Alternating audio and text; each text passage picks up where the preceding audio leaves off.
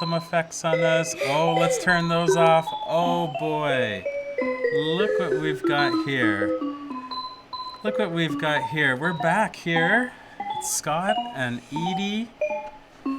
And we're back for episode 3 of our web show. Oh, there's some effects on this. Oh, let's turn those off. I'm getting some talk back here. Boy. You're getting some talk back from... Look what we've got here. How is that going on? Look what we've got here. Oh my goodness. Here. We're learning Scott every day. Edie. But somehow we're back for episode 3 of our web show coming through. Just bear with us as we must sometimes here. You're getting some talk back. Oh my goodness, is everyone else? If anyone's watching, if anyone's hearing this wild feedback every day. Where is this coming from? Let me just figure this out before we get going, because this is wild sounding. Just bear with us as we we have a feed. Look what we got here. We have a feedback loop with the live stream. Oh my goodness, that's not going to work for us. So I'm just going to close this window, and that's a little better. Wow, that was wild, eh? It was very psychedelic effect. Maybe we'll do that on purpose another time. Do some video feedback stuff. Well, we have 5 viewers already. We're here, episode 3, for our Ed Video live show. Edie, how are you doing today? I'm good. How are you? Good, good. What did you think about yesterday's show with Nick? It was good and very, very long, but I didn't have headphones, so I could not really hear that well. That's true. Nick was an awesome guest. Yeah. We were glad to have him, see some of his crazy videos. They were lots of fun. And as always, that was Edie's keyboard. Edie is doing the intro and exit music live with her keyboard here. It's pretty exciting. We're learning as we go here. And I'm very excited that after the show today, what we're going to do is, we just got this today. It's a little audio mixer. This is going to help a lot with what we're doing. Samsung MixPad.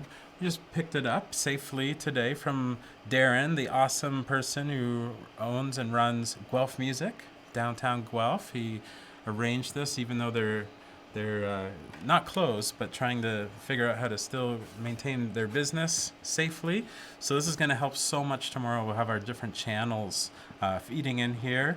It's difficult when we have all these computers here, and to mix the sound from them all live is tricky. So thanks, Darren at Guelph Music, for hooking us up with that. Great store. If you're in Guelph, check them out for what you need. He said that a lot of people are actually buying some great things for doing this, for streaming, for recording, a lot of things like that. So that's great. Even though musicians may not have their in real life concerts, they can still do music at home, right? Yeah. So one other thing that happened yesterday didn't realize is we got flagged with a copyright infringement from YouTube, and that's okay. That can happen. Now the video,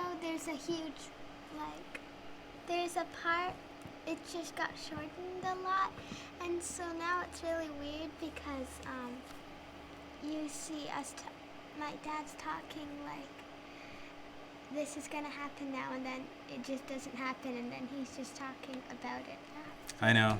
That's okay. That's okay. You know, that's we fixed it up with YouTube. That episode's back online without his Conan O'Brien demo reel included, but that's okay. You know, sometimes I've been thinking about this show, and even just thinking about it as a show, maybe that's not even a great way to do it, because we're just having fun and doing what we can. There's no real rules. We don't have to think about it like it's a TV show or a web show or journalism or anything. We can just do whatever we want. Whatever happens is all good. We hope people watching at home are enjoying it. Thanks for your comments already, and Hi, Bumpy. Feel free to comment or ask questions, or even if there's any technical problems you can point out that we might not know, let us know. Like yesterday we had a wild echo on it, and for about half the show, and then we figured it out. We have a really special guest today. I'll just say her name right now, but we'll do a real introduction to her later. She's waiting in the wings via Zoom. Person I've known for a long time, Marty Younge, someone I met here at that video about, I don't know, maybe 13 or 14 years ago when I first started here, and who's come back and is really involved with the center and is an amazing comedy writer.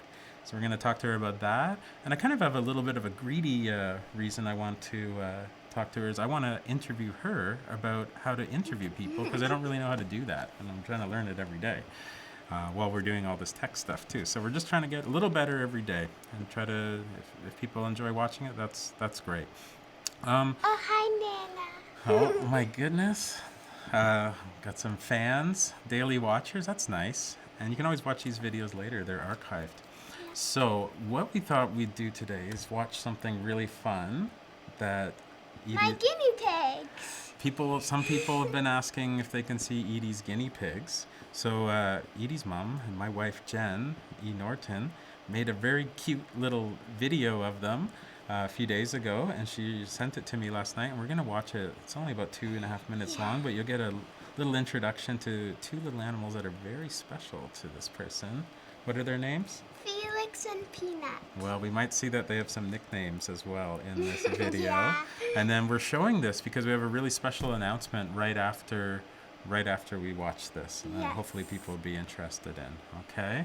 So let's take a look at this video. Hopefully all the sound works and it comes through nicely. During the COVID-19 pandemic,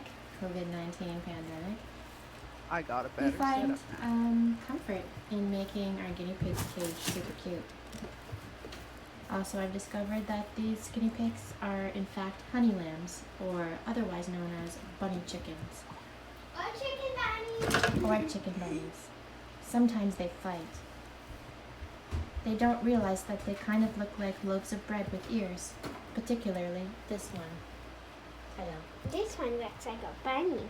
This one kind of looks like a sticky bun covered in icing sugar, or a snowball. Observe their bum-bums, that have human features, like bum-bum cheeks. This one has hay stuck on his ear, and a little bit his eye. It fell off. Oh, Hello, honey lamb. You're tired now, aren't you, from your big adventure out? I love you, Can't go Felix. through that tunnel because you're too big now. But Peanut can. and Look, he his used to be the ears big are big one. darker. Observe the bum bum. There it goes. I love you. I love you. And you too, Peanut. Honey lambs are very fond of hiding under surfaces, like their little honey lamb shelf. They think that they can't be seen, but you can see them. Hello, peanut butter. And Felix. Hello, Felix. Felix wants to go through the tunnel but can no longer do so because he's so big. But Peanut, who used to be the bigger one, can. Observe the bum bum. This one is eating hay. This one is eating hay. This is in fact their toilet. This is Edie.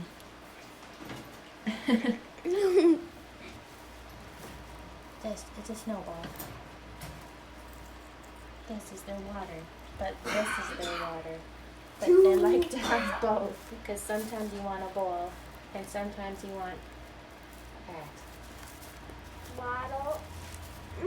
Sometimes you want to drink out of a metal tube. I love you, honey lambs, chicken bunnies, bunny chickens, sweeties.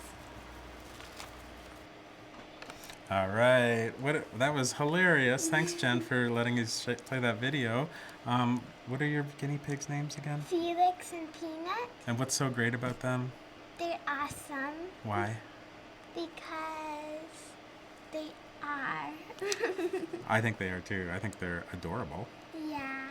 So what we were thinking is on our very first show 2 days ago, we got a message from someone we don't even know. The parents of I think a 9-year-old boy named Milo. Milo has do you remember what it was? A hairless A cat. hairless cat, and they're offering to be on, and that gave us this kind of amazing idea. What should we To do? have a pet show and tell. Yeah, we're gonna have a show that's just a pet show and tell, and we're thinking about we're gonna do this on Tuesday, April 14th. We're here every weekday at 2 p.m., but on Tuesday at 2 p.m. We have a pet show and tell. So anyone who has three things, they have a they have a pet Pet? that can go on camera and they can talk about, Yeah. and that they're sort of like an artist. It doesn't matter. We're not picky here about what kind of artist, but if you do anything creative at all, you can talk about that a little bit Yeah. too. So kids or adults or really professional artists or wannabe artists or anything in between are all welcome to join us that day. Hopefully we have a lot of guests for Pet Show and Tell Day on Tuesday, April 14th at 2 p.m. You can email me we'll make the arrangement to Zoom or Skype or whatever. Scott, SCOTT, at edvideo.org. Scott at edvideo.org. Let me know and we'll make an arrangement to Zoom in, or I'll set up something and send you the invites. And you just got to be ready with your pet. Any kind of pet, doesn't matter. Okay, and we'd like to ask questions about your pet. Okay, we'll do something a little fun for one day next Tuesday. Before we start talking to today's guests, I just want to tell you about some upcoming guests that we have confirmed. Tomorrow we still have it's a surprise guest, which actually means we don't have one confirmed, but we're gonna get one. We talked to a lot of people about being guests, but next week and then on Friday. We do know who we have. My friend Luis Javier Rodriguez. He's down in Mexico. He's a great curator and event facilitator. Works with a lot of people in his community in Mexico, and works with a really amazing community arts center called Central Cultural Casa Baltazar. I actually helped him curate a show there a few years ago, and I'm really interested to see what he's up to, talk about some of his projects. He's got a video show coming up we're going to look at some examples of, I think, and just talking about what's going on in Mexico right now.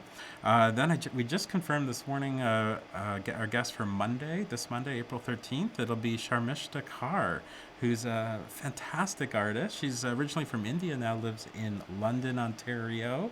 She just finished her master's degree at Western about 2 years ago. I worked with her about 1 year ago, showing her work in Helsinki. She does some amazing embroidery work, also sculptures. She's an incredible painter and drawer. She does everything. She's really fascinating, and she's been doing some live videos as well for the London Arts Council in the last few weeks. So we can take a look at some of those and talk to Sharmishta about what she does. Maybe she could even show us a little bit about how to do embroidery.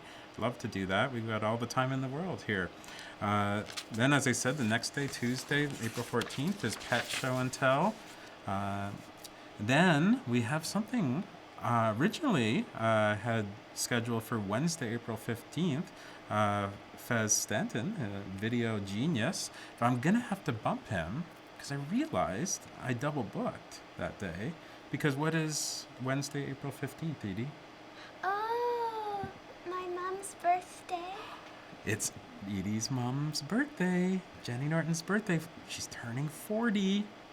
We were supposed to go do something amazing, and that's been canceled. So what we're going to do is have her on as the guest that day, talk about her work, but also kind of have like a live stream party for her. Maybe we'll have some cake and some fizzy apple juice or something. Maybe we'll bring some balloons in. We'll just have fun. Okay. Then Friday, April 17th, we've just confirmed today too, Thursday, April 18th, next week. Oh, yeah. We have another amazing artist who lives in Guelph right now, or sometimes he's doing his MFA here, Jose Andreas Mora. He is an incredible media artist, makes some of the most mind-blowing video installations you can imagine. Show some examples of that. Talk to Jose. Really, really awesome dude. And then after that, on Friday, April 17th, we have Ivana Dizdar. coming in, Skyping in from where she is in Toronto. We're going to show some of her incredible video work. So funny, so well made. She's got some really great ideas about how to use video. Actually, Ed Video has a program that streams every week on Bump Television. Bump Television, check them out. 24-hour-a-day video streaming out of a studio in Toronto. Incredible things. If you're looking for things to watch. And the last guest we have confirmed is Tuesday, April 21st, and it is The Great Orbax. the Great Orbax from here in Guelph. Orbax is incredible. What does he do? He does a lot of things. He's in the Guinness Book of World Records. Yes. He does science and stuff. Yes. He does so many things. We'll talk to him about all sorts of things on Tuesday, April 21st. But now we have something really great for today. I'm very excited for our guest who's here, been waiting patiently on Zoom. Marty Younge is someone that I've known for a while now. Marty is a Toronto-based arts and culture writer and the digital content creator, covering all things in the world of comedy from Canada and beyond. She has covered Just for Laughs, South by Southwest, the Just for Laughs 42, and her writing has published various comedy websites, publications, and in the last year, she's done something amazing. She's become a writer for CBC Comedy. It's amazing. If you're watching, you can find her Instagram with some great clips. It's at Young Modern Laughs. Why don't you change up the background and we can see this, and then we're gonna talk to Marty about all sorts of things. Edie does these backdrops here. Change them up. So let's take a look. Where is Marty? She is here. Hello, Marty. Hey, hi. I got a better setup. Oh, that looks fantastic. Yeah. Wow. How are you? I'm very good. We're doing great. We're just doing what we can here. How about you? How are you doing? You know what? I'm doing all right. The first little while, it's been kind of interesting because I write about comedy and I make videos about comedy, and that's effectively been taken away. But I'm just so in awe of the ingenuity and creativity of everybody. Like everybody's gotten so creative, and I've kind of been slow to that curve. Like I've kind of been slow to watching live streams because it's not the same as stand-up. But yeah, my personal thing is I've been really into cartoons lately. Oh, really? Yeah. What? Any particular cartoons you're really getting into? Well, it's very strange, but growing up, I wasn't allowed to watch The Simpsons. So I've been watching The Simpsons in French. Really? Yeah. Oh, wow. How does that translate for you? You know what? I can't understand too much of it, but every day I understand a little bit more of it. But why I like it is it's funny because you can understand on a basic level what the comedic interactions are, right? So if you can't understand what Bart says to Chief Wiggum, you just have to see what's funny in their interactions in the cartoon, Right. You can inference sort of the meaning. Yeah. That's awesome. Well, I want to start at the beginning with you. I remember you showed up one day at a video. I think we were still on Wyndham Street. Yes, it was. I will never forget that Wyndham Street with the stairs. There were stairs. That's why those stairs are why we lost that location from the city of Guelph. But you showed up one day. Maybe you're, I don't know, 16, 17 years old. You're a co-op student. And I was like, here's a kid with some spunk. Like, who's this? And so, can you remember those days? Like, I remember it. I remember it well. It was there was a summer co-op. See, Ed Video is a really sought after co-op position, especially for the high school students. And because I went to a school, like an alternative school, I didn't apply for the co-op. So I specifically took a summer co-op so I could be the co-op student at Ed Video and have that.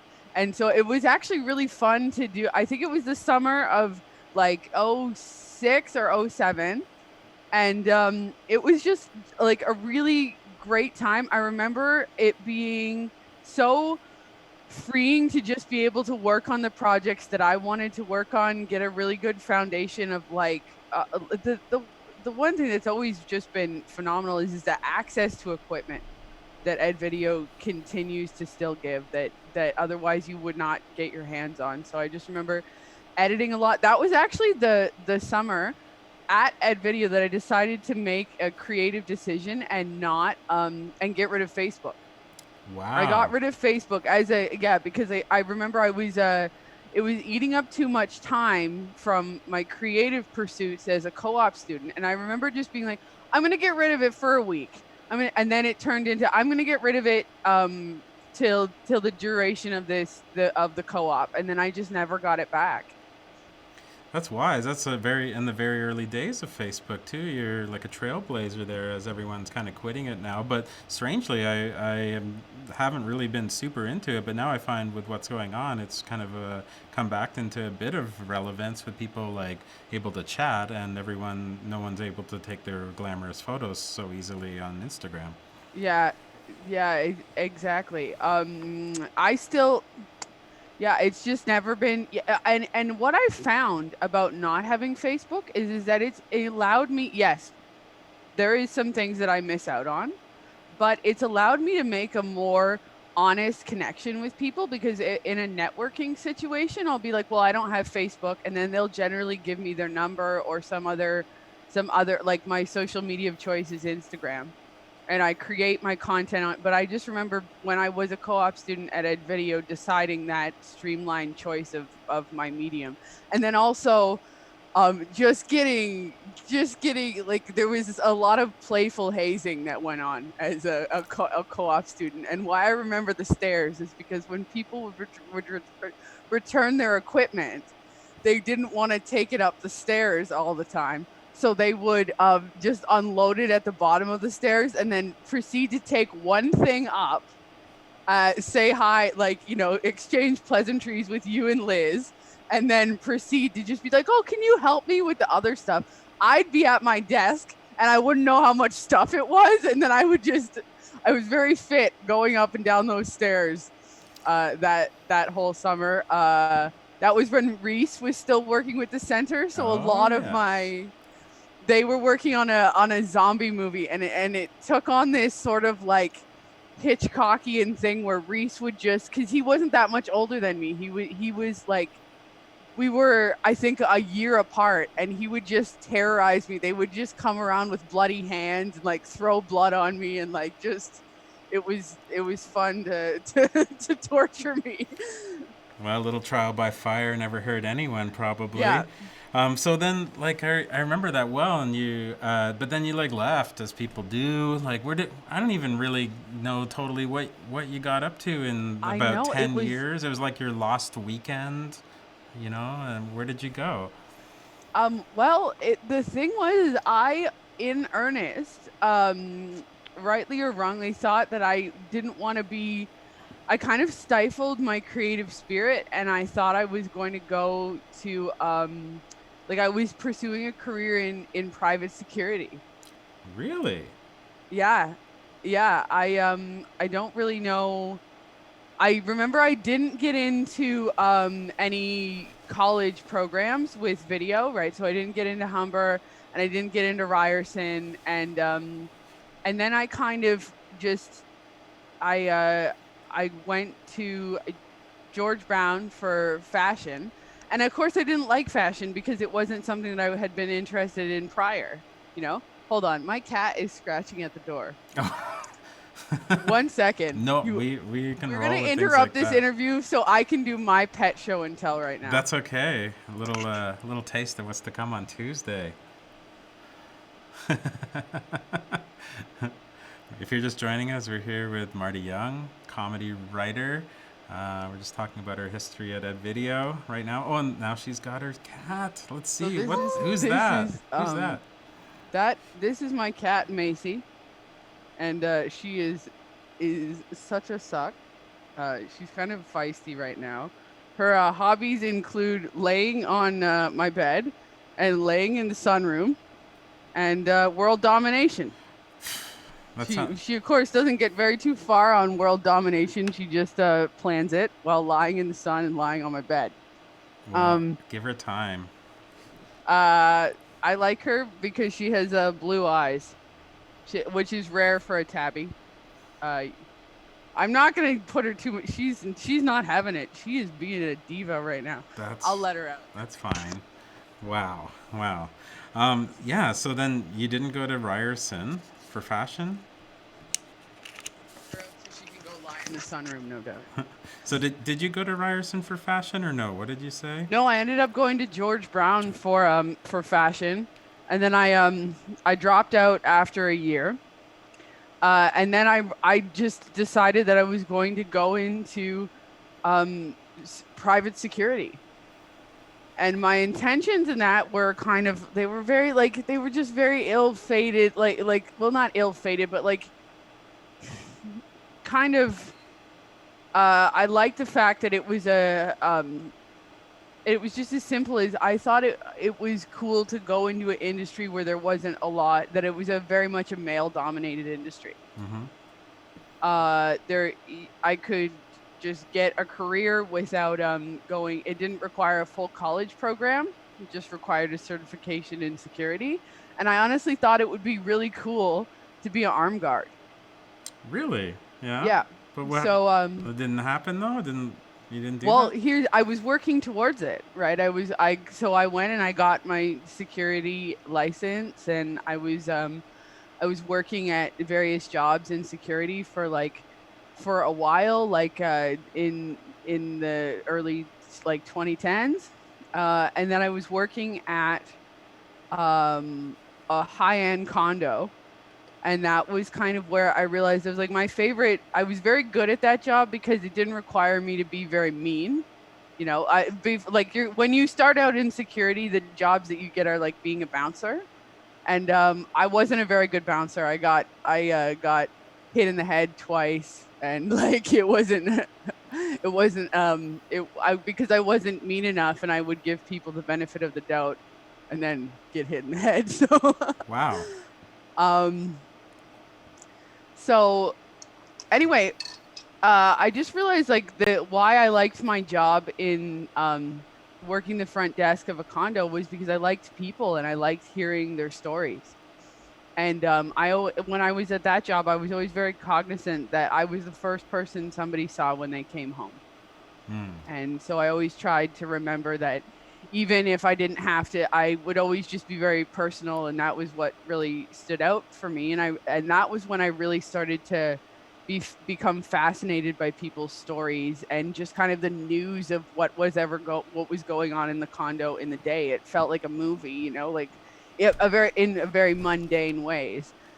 And so then but it also became very apparent that security was not for me, because when you are the most valued, like think about right now in a crisis, they're taking on a lot of new security people to do a job that's not very you're seeing people at their worst. You're telling people that they can't go into a Walmart. Or there was an awful story in Quebec about the mistreatment of a security guard. And so I had to realize that either I had to give up a part of myself and become a lot harder and a lot more cynical about people and accept that I would be constantly helping people at their worst, or go in a new direction. So I was 26, and I decided it wasn't for me. It was hard to quit my career at 26, but then I came back to Guelph, and I knew I was going to go back to school. I just didn't know for what yet. But at the same time, when I was I came back to school. I came back to Guelph at 26, but then there's an interesting connection between how I got into comedy and my former life as a private security guard.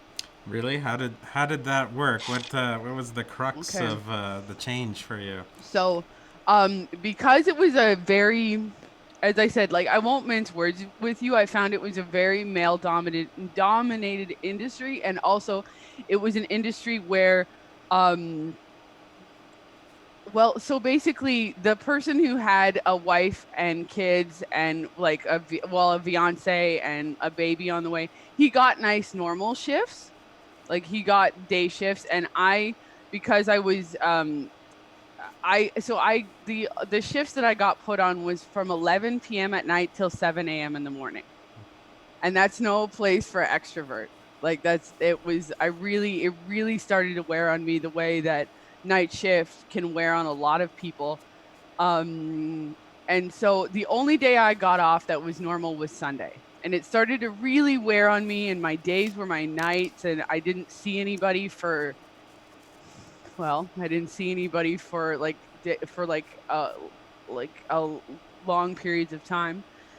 And so I just resolved that Sunday was going to be normal, and that Sunday night, even if I wanted to sleep all night, I wasn't going to, and I was going to get some kind of a social life and make an effort to see my friends. And a friend of mine she just said, "Well, if you're sad, like why don't you go to a comedy show or something?"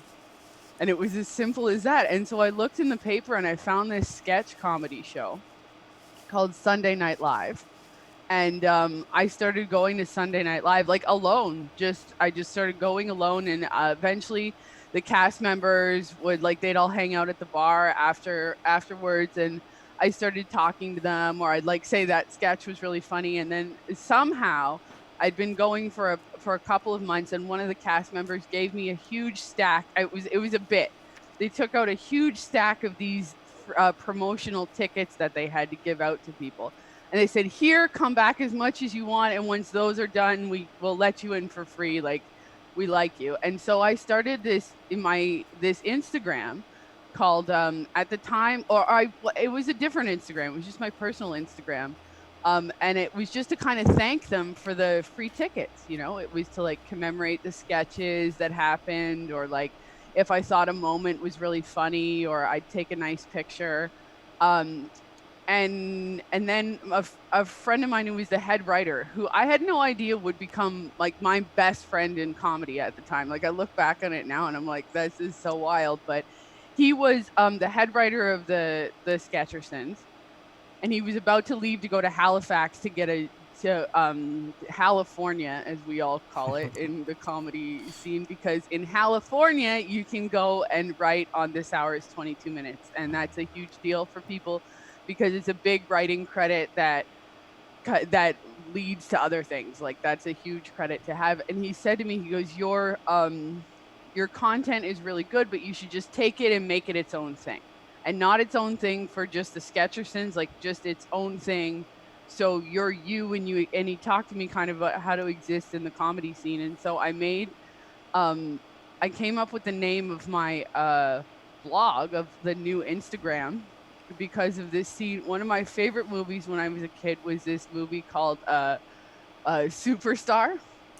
And there's a scene in Superstar where she's learning. It's a very weird niche scene, but there's this scene in Superstar where she's alone in a room and she's trying to learn how to make friends. And she puts on this record called Etiquette Tips for Young Moderns. Ah. And so I thought, well, I'll make this account called The Young Modern, and it just grew from there.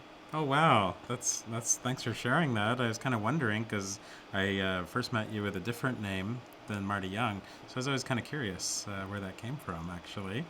Yeah, so then you got like fully wrapped up in the comedy scene, but like not just being an audience member, but writing for it and then starting your own thing. So how did you kind of get into like actually writing your own articles about comedy? When did that start?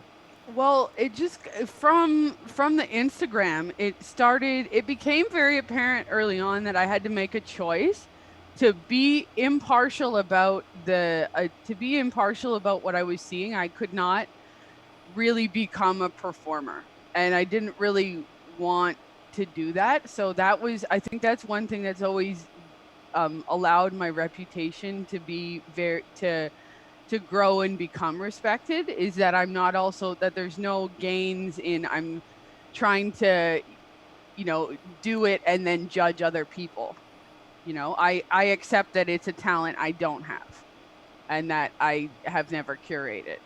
But I'm in awe of like the reason why I just love comedy is so much is there just seems to be an infallible magic in how um with not much more than a microphone and thought you can leave a place feeling better than you arrived.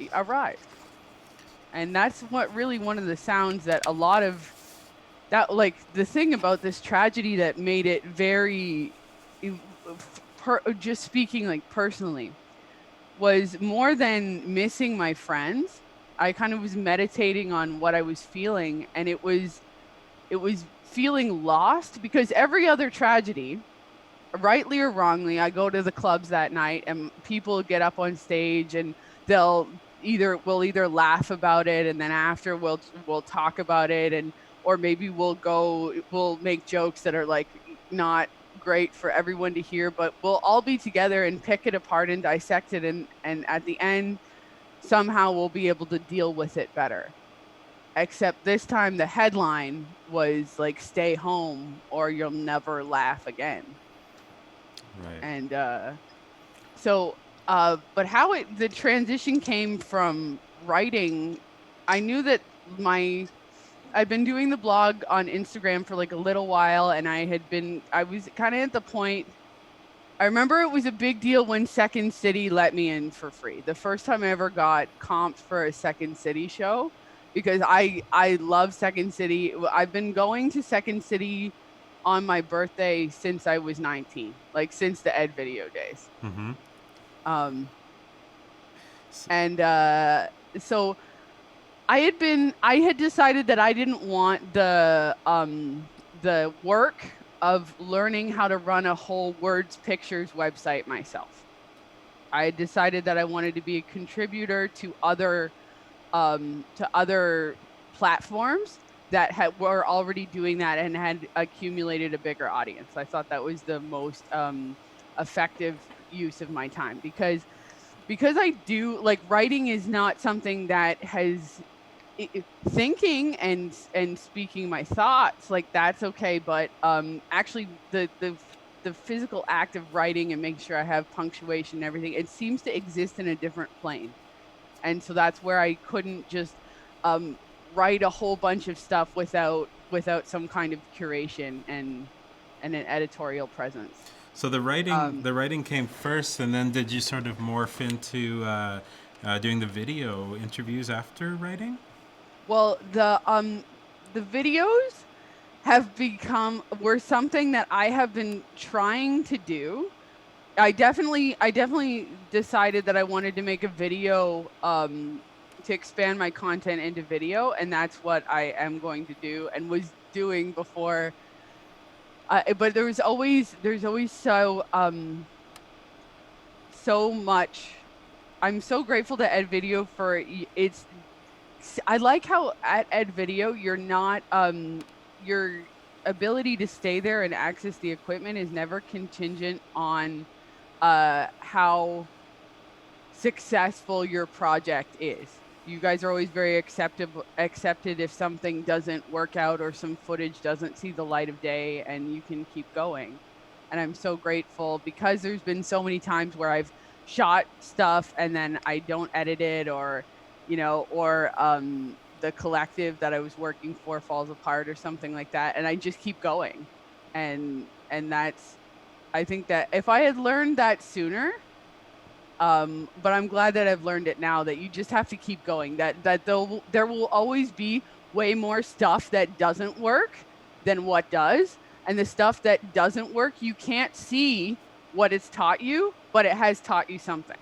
Yeah, exactly. We have very low standards for our members here. It really doesn't matter. No, I'm just kidding. But I mean, Edie and I were talking about this on the way here. It's like we spent a few days trying to set this up, and I realized like I could fiddle with this for months to try to make it perfect. And we were just like, well, let's just start and see how it goes, and try to it won't be perfect, but I'm very inspired by a friend of mine. He goes by Mr. Let's Paint TV. He's out in LA, and he does. His name is John Kilduff, and he maybe 15 years ago started doing a web show every day, and his overall philosophy was embrace failure, and there's no shame in failing. It really, it's really, really so important to embrace failure and to do things just because you like to do it. Yeah, exactly. To do things not for money, and for just for the pursuit of, and not for an audience either. To do it just for the pursuit of what you think is good. That's, I think, a very important approach for artists to sort of to realize is like, I'm a curator essentially, and that's sort of what I'm looking for is people are making what they do from the heart, like almost like it's just it's as important to their existence as breathing, and that authenticity kind of comes through. You can almost like smell it in the artwork, and they don't wait for anything to be perfect. They don't set strong and fast rules for how it all works. They just kind of wake up and do it every day and think of it in a bigger picture sort of sense. Yeah. So Marty, I think what I'd love to do right now is I'm going to switch over and show your 2 clips with you interviewing legendary costume designer Jewel Hallmeyer. Yeah, he's the guy who this was at the CAFCAT Awards, which was the last thing that I did before quarantine, and it was a series I was working on editing at Ed Video. And I remember if we get back there and and one of the Macs is kind of sticky, it was because I took Tilex to it, and I Tilexed that computer really well because I was editing like in the days after lockdown, but before you guys had actually closed down, to try to get this series finished. But this is the guy who he did all of the costumes on SCTV, and he was getting a Lifetime Achievement Award, and it was really great to interview him. Wow. Well, that's awesome. I really love these interviews. I'm going to play both of them one after the next, okay? And then we're going to come back and talk about that. It's also a very interesting and timely to have someone with a major involvement with SCTV, as I watched the season finale of something last night with some people from there. So let me just, here we go. I'm just going to pull up these clips. There's 2 of them, and we'll just play them both and see what people think. One moment. Jewel Hallmeyer. Whoops, hold on. Let's go on full screen here. Hopefully this isn't too loud. I can't control the volume yet until tomorrow. All right. Marty Younge interviewing Jewel Hallmeyer. I am a costume designer and sometimes mad actor, mad singer, and awful dancer. And you got the Lifetime Achievement Award tonight. Yes, I did. They didn't have any in their asshole to give it to this year, so I got it. You said, admittedly, that you kind of fell into costume designing, right? Totally, yeah. I was wondering when did it switch over for you? When did it become like a passion? I never liked fashion. I always liked character and did a lot of character study. And when I came to Canada, I had wanted to be an opera singer, and that didn't work out. No one answered my resume and reels or anything.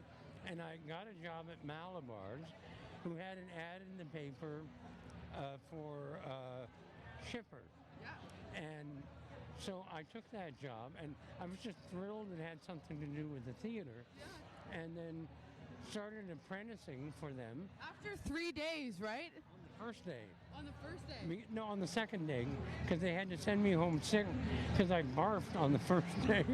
Do you remember why you barfed? Yes, I had to go pick up the mail at Spadina and Queen, and on the way back, there was a chicken slaughterhouse, and I had just taken a shortcut, and they were just emptying all the chicken bits in there, and I turned around and I've got to find some grass, and a homeless person went like this and emptied his nose, and it landed on my foot. And I thought, okay, I'm not going to last long here. And as soon as I walked in the door, they said, "You look really ill. We're going to put you in a cab and send you home." Day number 1, good impression.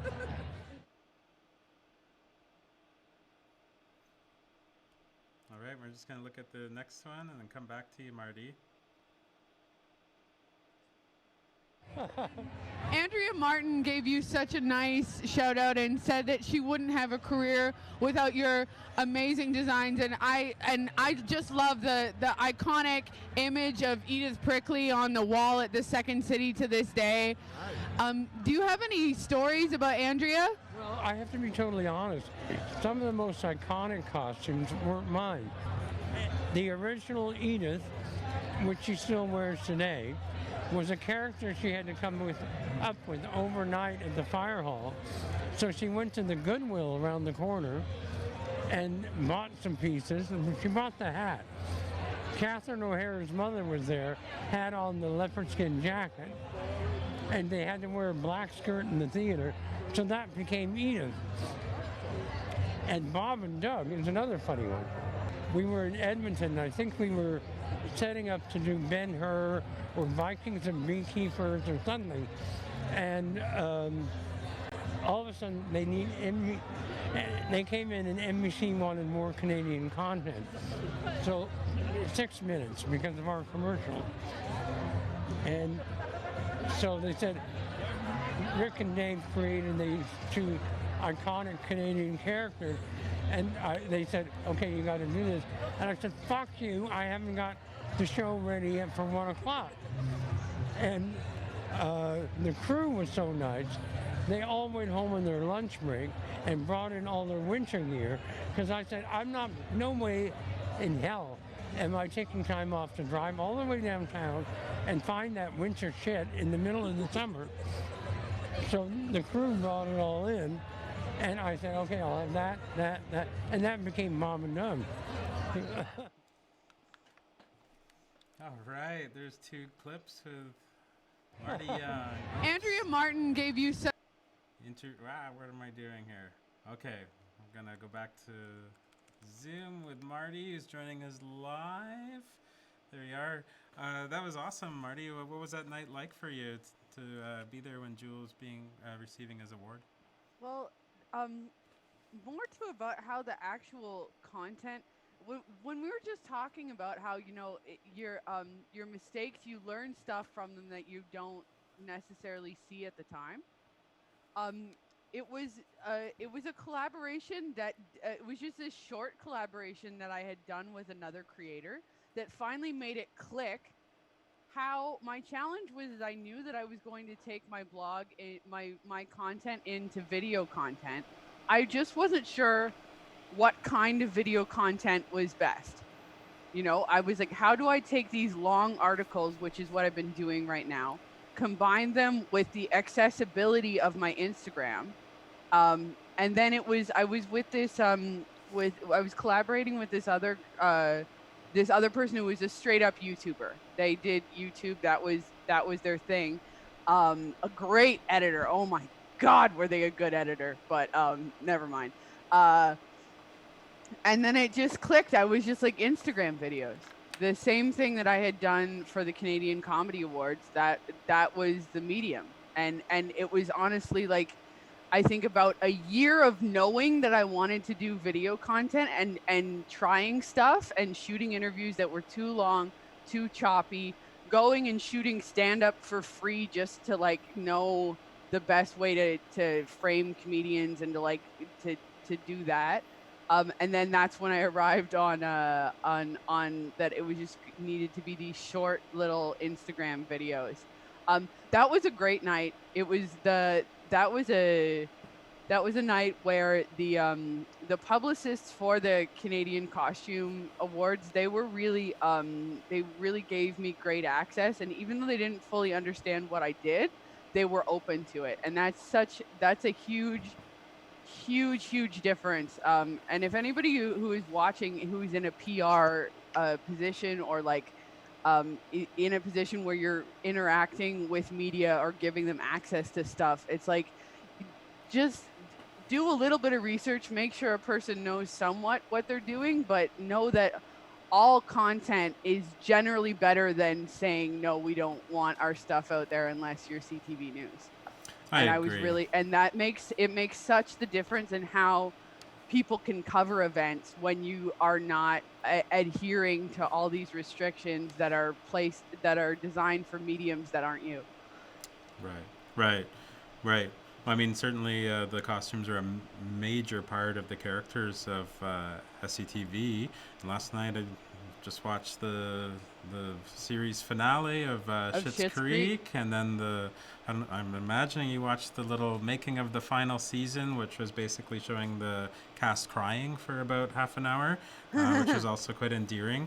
Do you think Jewel, his legacy maybe set a high bar for that show as far as the costume design, which is just almost like second to none for any show ever? Um, Schitt's Creek is great in terms of the fact that, but it's in terms of the fact that it can show a that a Canadian program can reach an international audience. But we really need to get to the place where it's not just one at a time. You know, before Schitt's Creek, it was Corner Gas. And Corner Gas was like this organic thing that happened with these people, and it allowed them to have their break. But we have a real problem in Canada about making things over, and therefore not allowing, like the Kids in the Hall remake, right? Hmm. The Kids in the Hall remake, everybody was very excited about it. Now, I personally don't believe that lightning can strike twice.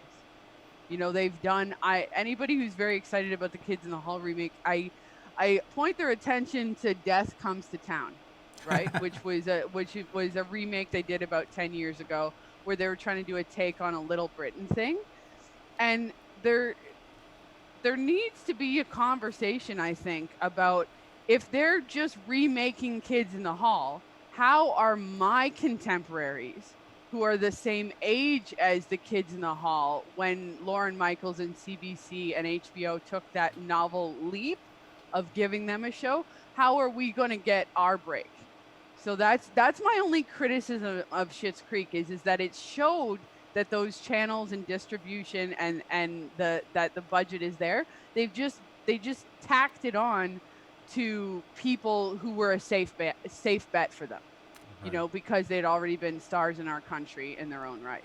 Yeah, yeah. I kind of wonder. I've thought about that, but never in the way you've put it. Is that there's almost just room for one Canadian success story internationally at a time, which I've never thought of. If there's like actually kind of a And I system in think that place for when that. people ask me that, or when I have discussions with my contemporaries, because it's a big problem, I think one of the biggest things that we need is a showcase week where we bring American like gatekeepers up to Canada, and the gatekeepers come and see projects and hear pitches and like see what is available in terms of Canadian talent, because the problem is that we don't have work visas, right? Work visas are very hard to acquire. Hmm. You should see, I went over to Buffalo, to a comedy club in Buffalo to do an interview, and they were convinced that I was going to perform there. And it was just like the questions that they were asking me about it. I was like, I'm just going to see the show. They're like, really? You're not performing? I was like, no, these are the people that are performing. So Schitt's Creek is good, but that is always something, that's always a sentiment that comes when I discuss Schitt's Creek. Right. Is that it's Right. great, but Eugene Levy and Catherine O'Hara were stars in their own right before the show. Oh, for sure. And I'm also very glad that you didn't go and try to take 2 drink tickets out of the American economy if you were performing there. It'd be terrible. So we actually have a question from one of our viewers. Is it, when will this win back? Not at God, all. she talks a lot. We need people who can talk. This is kind of like a talk show. That's what we do. Edie, can you read this question from one of our live viewers, Jenny Norton? Yeah. Nice and loud. Marty, are there any comedians using Instagram or other online platforms that you could recommend while we are self-isolating? Yes, I can. So she wants to know comedians on what okay. The first person, that's so funny because this is exactly what my next article is about, which is because the Screen Awards were canceled, I'm putting out a list of and the Screen Awards, actually, they have a whole night dedicated to digital creators, which I think is really cool. So the a person who I'm very excited about right now is his name is Mark Anthony Synagoga. He just put out a web series that launched called Buffet Buds, where him and this very spicy. He's this comedian who's very spicy. His name's JJ Lieberman. I call him Cray J Lieberman. And the whole premise of it is that they go to different buffets. And it's one of my favorite web series. First of all, it was launched after quarantine, and it kind of gives you feelings of something to look forward to, of like of not that big formal meal with a family, but like the joy of just kicking it with your friend and ribbing each other. Uh as I say, I've been very into cartoons. There's an animator called Luba Magnus who runs a live stream show. That it was phenomenal when she was able to do it as a live show, and she's put it online since. It's called Drawn Up, and it's where comedians in Toronto, they voice cartoons that she makes. So Drawn Up is really cool. Her name's Luba Magnus. John Blair is my favorite.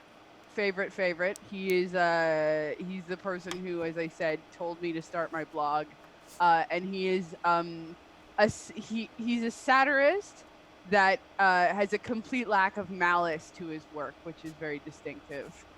And so also Dave Mirhaj. Dave Mirhaj is a really funny stand-up, and his live streams aren't tedious. Well, I guess I'd imagine, comedy, although it, really counts on like in real life viewers, and that's a big part of it for, they're live performers, but in some ways it can still translate online and through video better than a lot of other types of creative pursuits. And also, it could be like the medicine that people need as well. I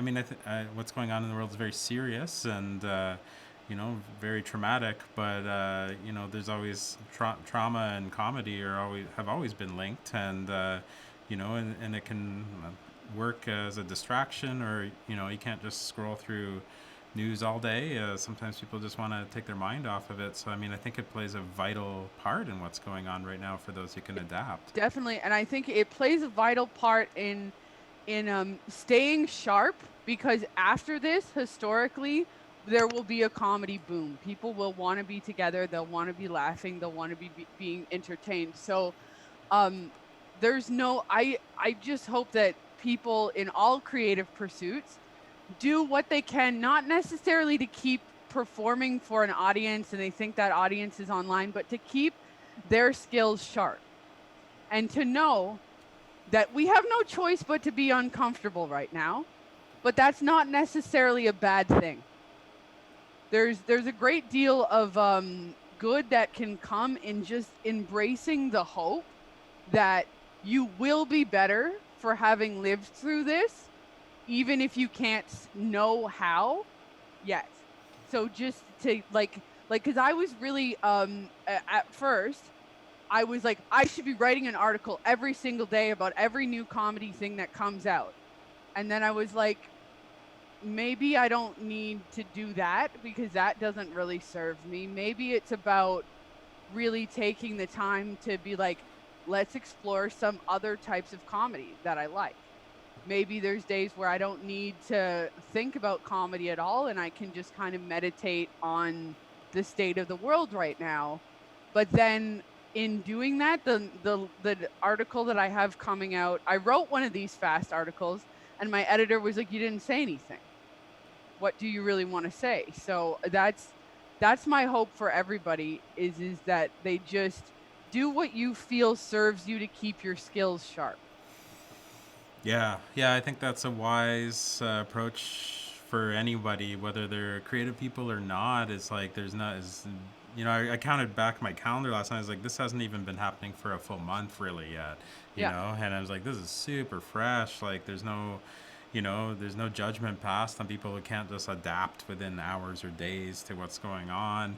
I mean, there's just so much trauma, like with the way people are thinking and economically, and just uncertainty about the future. That I mean, any kind of reaction is totally valid, and obviously it'll take people Yeah. some time to And process. there was things that like within thinking about that guilt of like, oh, I'm not writing and I'm not producing and I'm not doing all of these stuffs and I don't have cute crafts to show and I don't have, I was like, um, that to me, I was like, it kind of borders on let them eat cake sentimentalities. Y- create, but in cognizance of that this is you know uh a tragedy, a crisis. Right. Yeah. I want to But I want to pick up that conversation at the end of the. But first, I'm kind of like I've invited you here in a bit of a greedy way, as I want to ask you how to interview people, as I don't really know how to do that. I've never trained to do that. Just kind of being thrown into this. I've never thought I'd be a person talking on the internet. I always kind of made fun of those people a bit and thought they're a bit like narcissists. listen, this is what's really going on. Yes, exactly. Please subscribe and like, and maybe we should get tips going on. Who knows? Or But hey guys, listen, I'm gonna show you. so, like, what when you get ready to interview someone, like, how do you kind of approach that? How do you think about it in a whole way before you go in to actually speak for Um, that person? well, the first thing that I do I think the scratch of a good interview, starting an interview from scratch, is you have to legitimately be um, interested in the person that you are going to interview. You have to be interested in their pursuits. Now, I know in a professional journalism sense, you don't always, that's not always something you get, but in my work, it's always been very helpful to just know that there's a valid reason why I'm interviewing this person, and there's something that I want to know. Um, I also think for me, as establishing a rapport with a person a couple days before I interview them has always been very, very good. There was one interview that I did with somebody who had they kind of it took me about 4 months to get them to agree to do an interview with me because they didn't want to speak to anybody because they had kind of upset cancel culture and so but I think the best advice I ever got about interviewing is keep your questions think out your questions beforehand, and then once you ask your question, now this doesn't work for everybody, but um, I generally ask my question, and then unless there's a big something I want to follow up on, I generally let the person just talk until they are finished. Right. How do you keep it like moving? That's kind of what I'm curious about, like so that you can guide the conversation to the points you want to discuss without just cutting them off really abruptly. Well, I think that having keeping your questions to about like 4 or 5 questions that span the whole scope of what you're interested in knowing about them. Okay.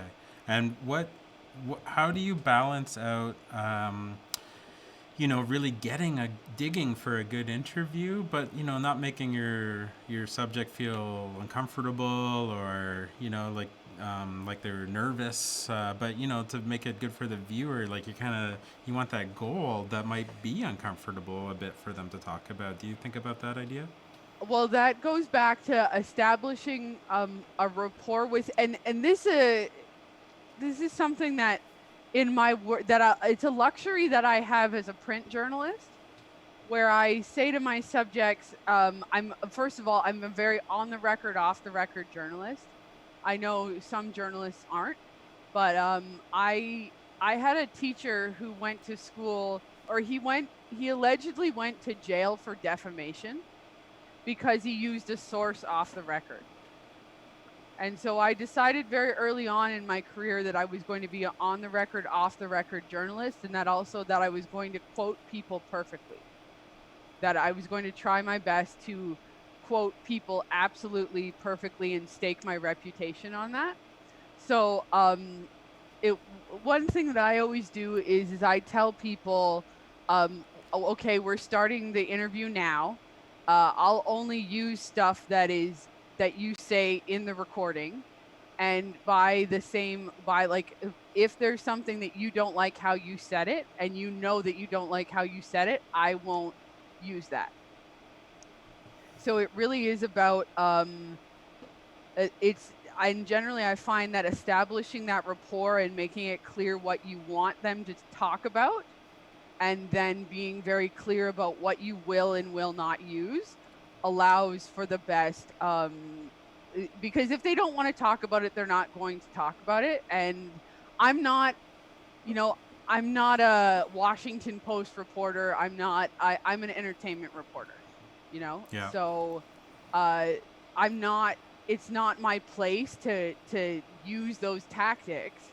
Those are too harsh of a tactics for generally the subjects that I'm interviewing. So I find that the trade-off is I make it very earnest about what I want to talk about, and then they in turn will usually reward that with giving me a good earnest interview. And that trust, what you lack in that gotcha forceful moment, I generally find that I get more insightful things that way Okay. because of the trust. Well, I appreciate that advice. I'm going to take it to heart as we try to figure this out. I guess let's wind it down. But what are you kind of doing now? What are you thinking now? What do you have planned? Where are you at, Marty?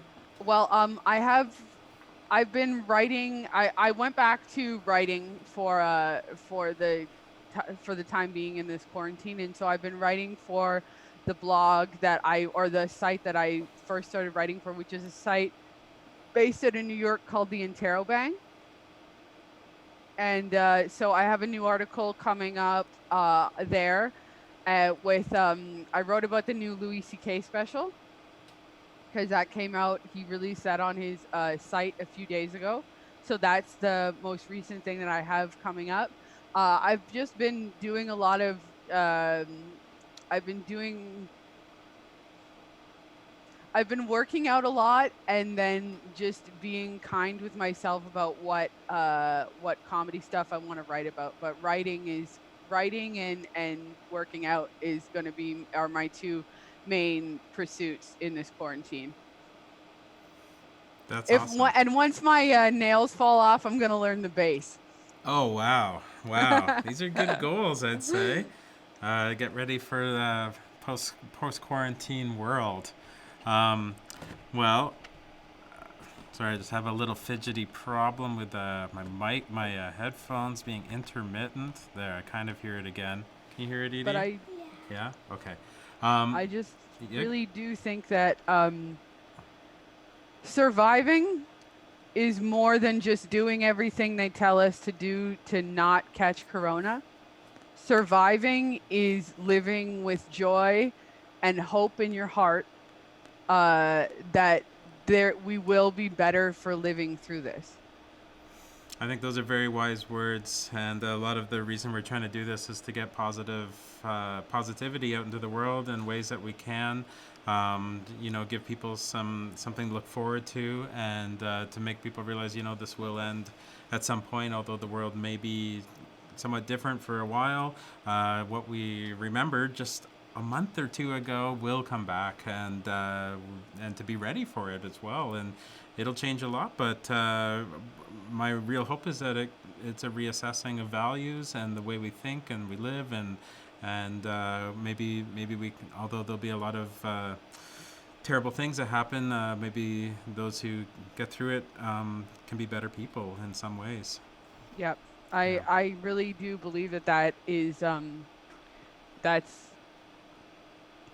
that was just the for me personally, and also I don't fault anybody for what they have to do to get through this. But that was just the difference for me. That was when I was like, okay, I can not be so sleepy. Is just when you do what brings you joy, and find that joy and turn it into hope wherever you can find it. Well, we'll leave it at that nice on those nice words. Thank you very It was much so for good to joining talk us. to you, Scott. Really It appreciate was. you. Thank you so much for having me on, Edie. This is a really cool thing you're doing. You've made a new fan of me today, and I'll see you real soon. Every day at every weekday at 2 p.m. Tune in anytime. Keep at it, Marty. Stay positive, and we'll see you in real life as soon as possible. Take care. All right, so here we are. We're gonna wind down the show right now. We have one more question. That's actually just for you. Can you read it to yourself? Oh, Edie, who's your favorite comedian? I like Crystal Burnett. Carol Burnett? Carol Burnett. Yeah. Anyone else? I don't know You very don't know? many comedians. Carol Burnett is super funny. Yeah. Yeah, she's been funny for a long time too. Yeah. Yeah. Well, thanks everyone for tuning in today. Liz and Jen and Drew and Joan and a few other people. It's so great. If you can't watch it live, unless we get flagged with a copyright violation, you can always watch these at any time. Big part of our motivation is just to record people's thoughts and words and ideas forever. Working on a few shows that that's the main idea, to record some people's stories just for posterity, and why not? We've got the equipment, we kind of got the time, and we'll try to do what we can. So we're here every weekday at 2 p.m. I'll just run through really quickly upcoming plans and guests for shows. Let's see. We're gonna tomorrow is a surprise guest. We're gonna find one tonight, but we got a lot. Everyone's scheduled for after that for a little while. Luis Javier Rodriguez from Mexico on Friday. This Monday, Sharmish Dakar, who's in London, Ontario, talking about what she's been up to in her live streaming. Tuesday, Pet Show and Tell Day. So if you have a pet and you can Zoom in or Skype in, let me know. Scott at Ed Video. Pet Show and Tell Day. It's going to be great. Then Wednesday, special birthday show with Jenny Norton, who's turning 40. Thursday, the day after that, is Jose Andres Mora, amazing local video installation artist. And then the day after, Friday, Ivana Dizdar. And following Tuesday, April 21st, the Great Orbacks. That's going to be a really fun show. Thanks again to Marty for for zooming in, telling us about what she's up to, and giving me some hints about interviewing. Hope everybody enjoyed the show today. If you hear some music on the exit, that's because Edie is doing the music live, and we're just gonna get that ready. Ignore the sound as she starts her keyboard. Go for it. Oh my goodness. Switch it up. Thanks, Edie.